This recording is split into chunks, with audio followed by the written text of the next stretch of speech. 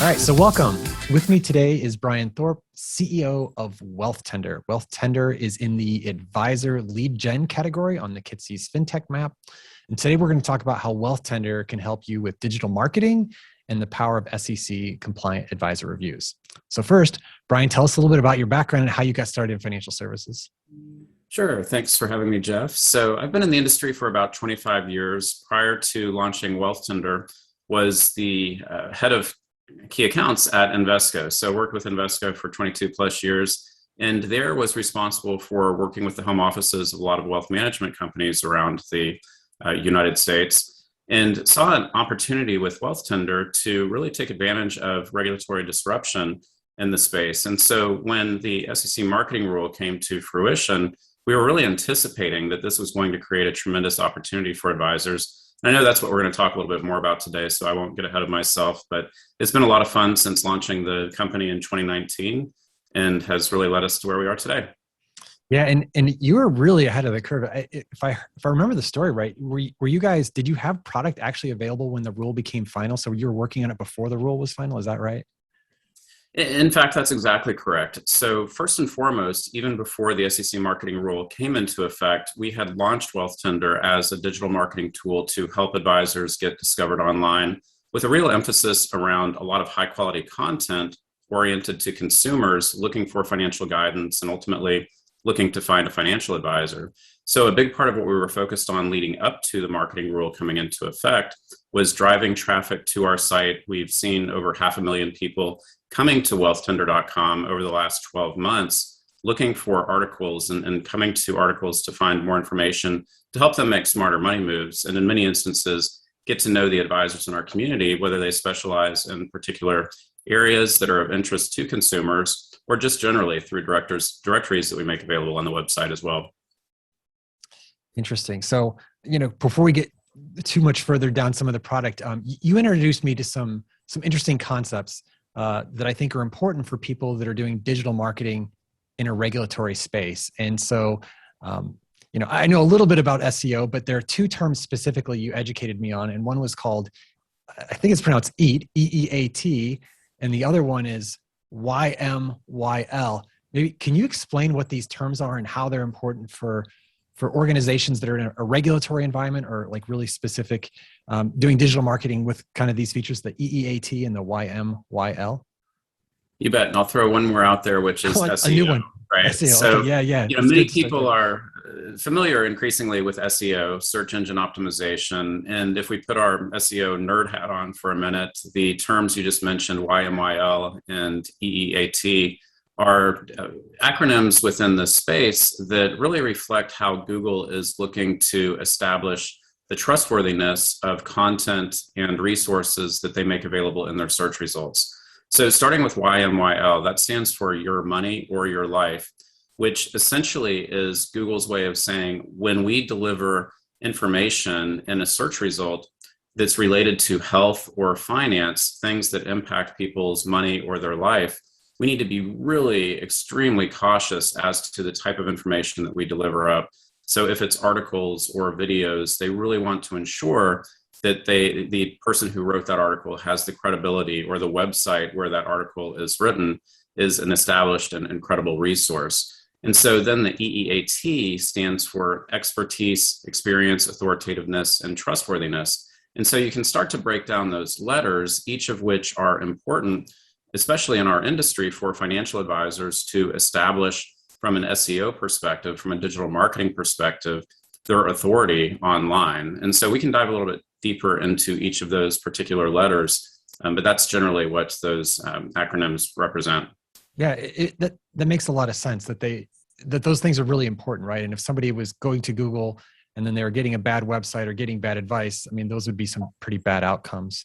So how does a tool like Wealthtender help with these things? Or why would someone use Wealthtender to help them with the YMYL or EEAT versus just doing something on their own?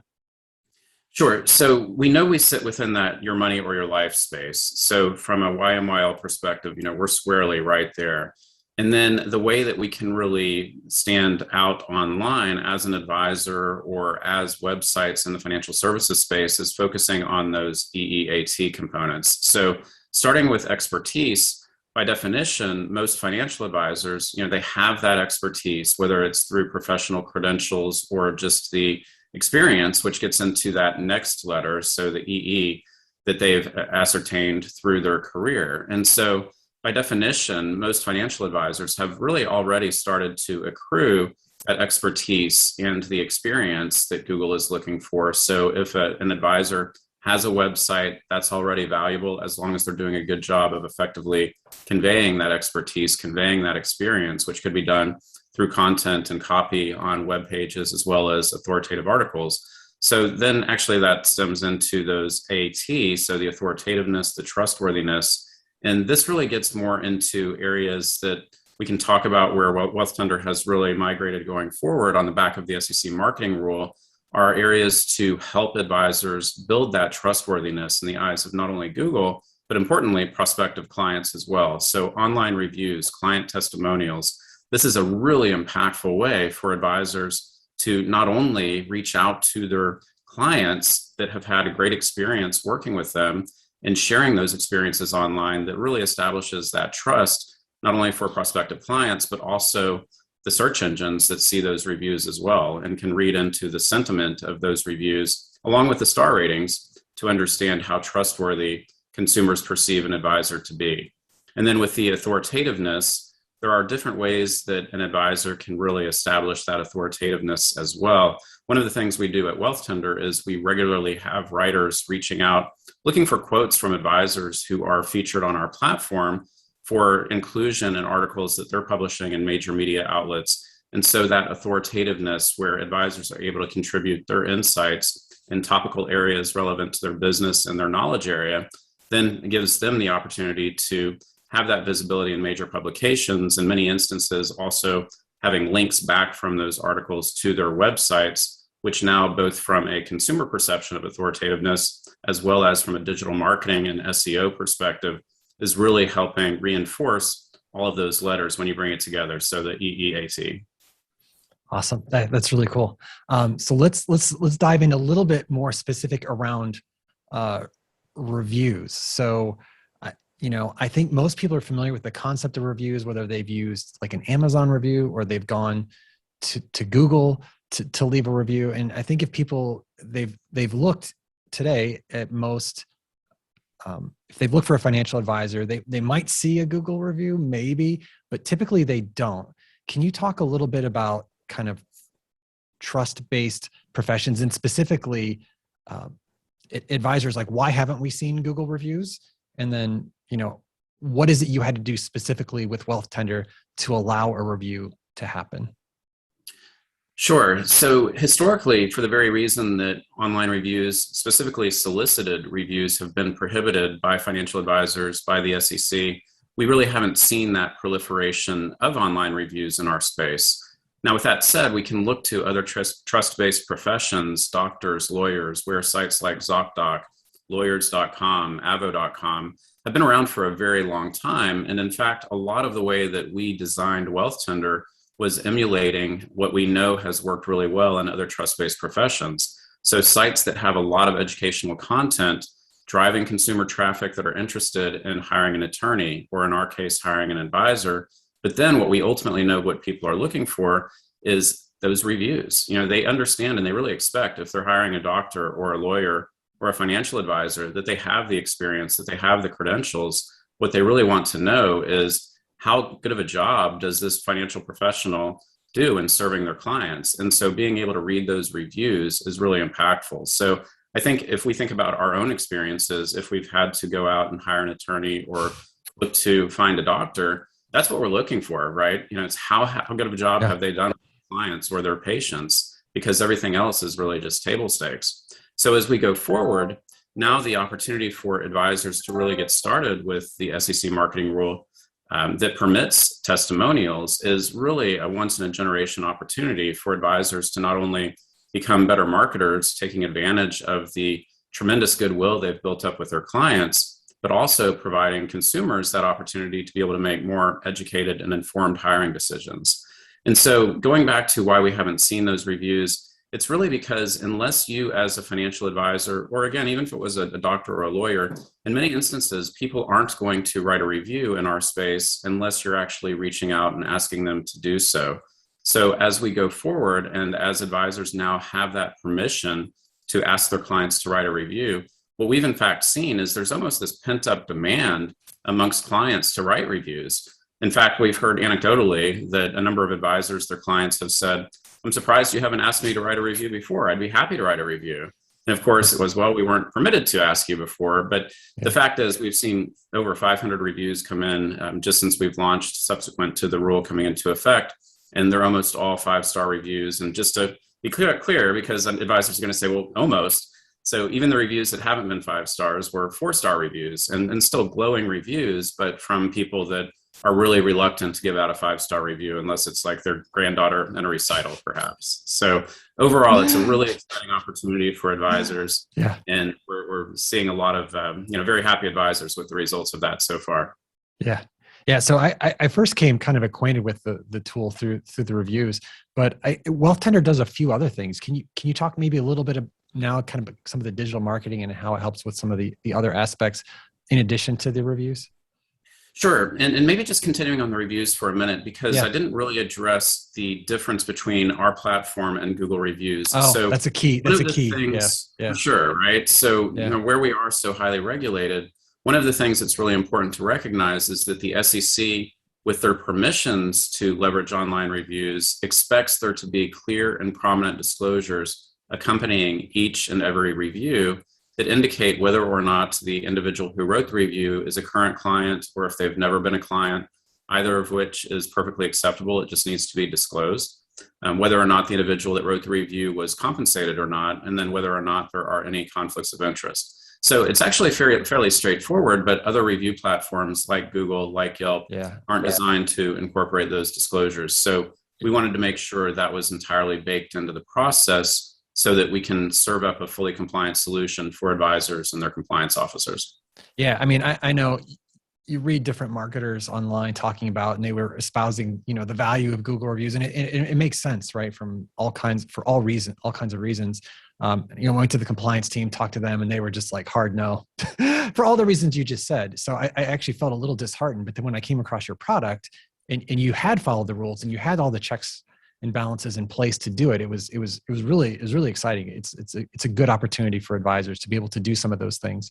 I mean, even the simple Google recognizing that you are a review site. When you do a search for an advisor's name, they'll show up in their search results with the little stars because Google knows that you're a review site. And so it looks similar to a Google review with the star ratings, but clearly it's your platform.